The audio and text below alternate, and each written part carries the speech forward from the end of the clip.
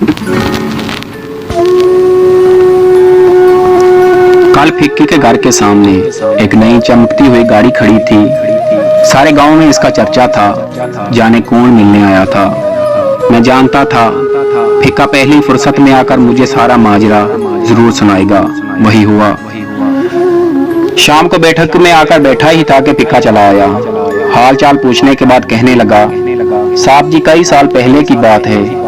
आपको याद है मासी नूरा होती थी जो पट्टी पर दाने बुना करती थी, जिसका इको एक पुत्र था वकार। मैंने कहा, हाँ यार, मैं अपने गांव के लोगों को कैसे भूल सकता हूँ। अल्लाह आपका भला करे साहब जी।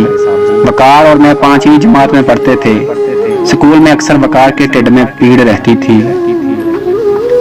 साहब जी एक नुकरे लगा रोता रहता था। मास्टर जी डांट कर घर भेज देते थे कि जा हकीम को दिखा और दवाई ले। एक दिन मैं आधी छुट्टी के वक्त वकार के पास बैठा था। मैंने अम्मा के हाथ का बना पराठा और अचार खोला।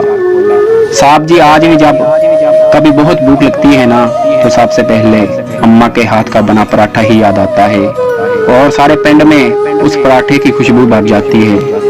पता नहीं साहब जी अम्मा के हाथ में क्या जादू था। साहब जी वकार ने पराठे की तरफ देखा और नजर फेर ली। उस एक नजर ने उसकी टेढ़ पीड़ के सारे राज खोल दिए। मैंने जिंदगी में पहली बार किसी की आंखों में आंदरों को भूख से बिलखते देखा। साहब जी वकार की फाकों से लूसती आंदरें आंसुओं के सामने हाथ जोड़े बैठी थी, जैसे कहती हो कि कथरों भी गिरा तो भरम टूट जाएगा। वकार का भरम टूटने से पहले मैंने उसकी मिन्नतें करके उसे खाने में शरीक कर लिया। पहली बुरकी टिड्ड में जाते ही वकार की तड़पती आंदरों ने आंखों के जरिए शुक्रिया भेज दिया।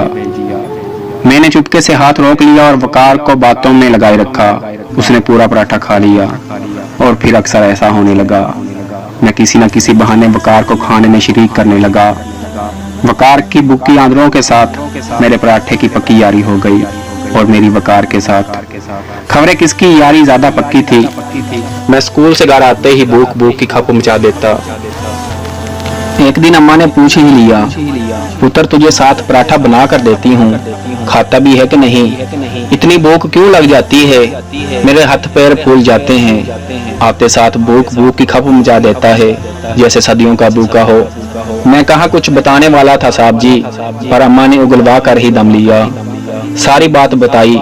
अम्मा तो सुनकर बिलक पड़ी और कहने लगी, कल से 2 पराठे बना दिया करूंगी। मैंने कहा, अम्मा पराठे 2 हुए तो वकार का भरम टूट जाएगा। मैं तो घर आकर खा ही लेता हूँ। साहब जी उस दिन से अम्मा ने पराठे के वाल बढ़ा दिए और मक्खन की मकदार भी। कहने लगी, वो भी मेरी जैसी माँ का पुत्र है। मांगता तो वक्री वक्री नहीं होती फिक्के, माएं वक्खो वक् हुई तो क्या।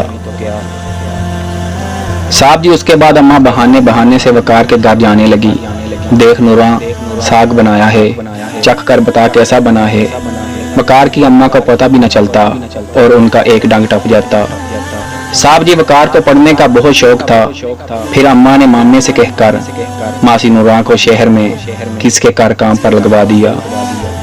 तनख्वाह वकार की पढ़ाई और 2 वक्त की रोटी तय हुई। अम्मा की जिंदगी तक मासी नूरा से राब्ता रहा। अम्मा के जाने के चंद माह बाद ही मासी भी गुजर गई। उसके बाद राब्ता ही कट गया। कल वकार आया था, वलैत में रहता है जी। वापस आते ही मिलने चला आया। पढ़ लिख कर बहुत बड़ा अफसर बन गया है। मुझे लेने आया है साहब जी। कहता है तेरे सारे कागजात रेडी करके पासपोर्ट बनवा कर तुझे साथ लेने आया हूँ और इधर मेरी अम्मा के नाम पर लंगर खोलना चाहता है। साहब जी मैंने हैरान होकर वकार से पूछा, यार लोग स्कूल बनवाते हैं, अस्पताल बनवाते हैं, तू लंगर ही क्यों खोलना चाहता है और वो भी अम्मा के नाम पर? कहने लगा, फिक्के भूख बहुत जालिम चीज है। चोर डाकू बना दिया करती है। खाली पेट पढ़ाई नहीं होती, टिड्ड पीड़ से जान निकलती है। तेरे से ज्यादा इस बात को कौन जानता है फिक्के। सारे आंखें पढ़ने वाले नहीं होते और ना ही तेरे वर्गे भरम रखने वाले। फिर कहने लगा, यार फिक्के तुझे आज एक बात बताऊं? जलिया मैं सब जानता हूँ। चंद दिनों के बाद जब पराठे के बल बढ़ गए थे और मक्खन भी, आधा पराठा खाकर ही मेरा पेट भर जाया करता था। अम्मा को हम दोनों में से किसी का भी भूखा रहना मंजूर नहीं था फिक्के। वकार फूट फूट कर रो रहा था। अम्मा यहाँ भी बाजी ले गई थी साहब जी। फीका कह रहा था, मुझे अम्मा की वो बात आज भी याद है साहब जी। उसने कहा था, ममता तो बकरी बकरी नहीं होती फीके, माएं बखो बख हुई तो क्या। उसके हाथ तेजी से पराठे को बल दे रहे थे। 2 रोटियों जितना एक पेड़ा लिया था अम्मा ने साहब जी। मैं पास ही तो बैठा नाश्ता कर रहा था। रोटी बेलते बेलते नमाज का सबक पढ़ाती, मेरे साथ निकिया निकिया गल्ला करती, आज भी वेड़े में फिरती नजर आती है। फीका माँ को याद करके रो रहा था। सूरज की पहली किरण जैसा रोशन चेहरा था अम्मा का साहब जी। बातें करते करते फीका मेरा हाथ पकड़कर मुझे उस पल में ले गया और एकदम मेरे सामने किसी पुरानी फिल्म की तरह सारा मंजर ब्लैक एंड व्हाइट हो गया। जिंदगी के रंगों पर सिर्फ एक ही रंग बिखरा था, ममता का रंग।